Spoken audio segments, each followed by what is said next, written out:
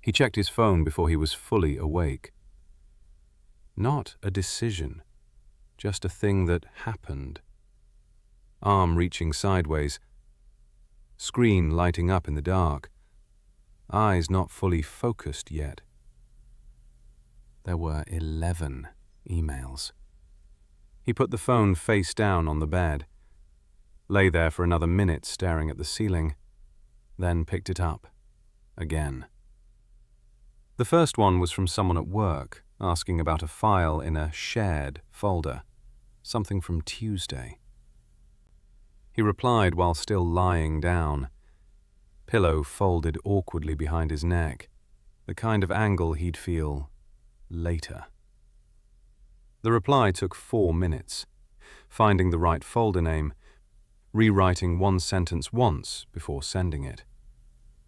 By the time he put the phone down again, there were 2 more. He got up and walked to the kitchen, filled the kettle, turned it on, then stood at the counter answering another email while the water heated. It was a short one, someone confirming a time for something. He typed yes, then the time, then a full stop. He deleted the full stop before sending it.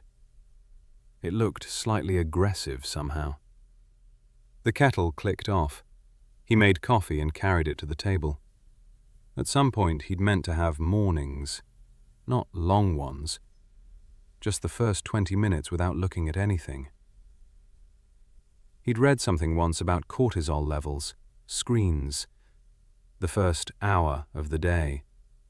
He'd thought about it seriously for a few days, then stopped thinking about it. He opened his laptop.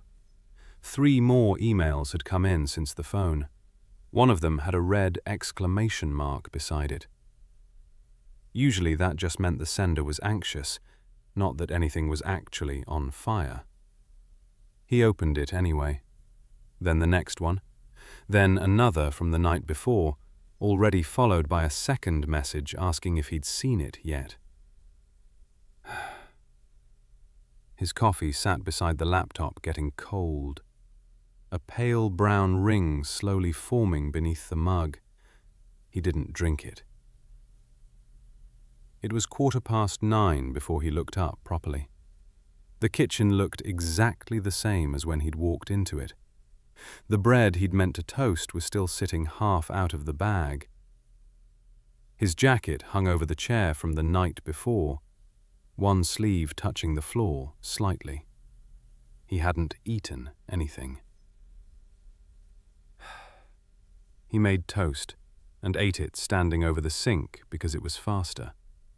3 minutes, maybe less. Then back to the table. There were 4 more emails.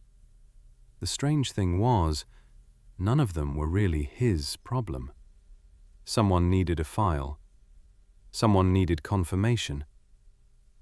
Someone needed to know whether a thing was happening or not happening. Small things, reasonable things.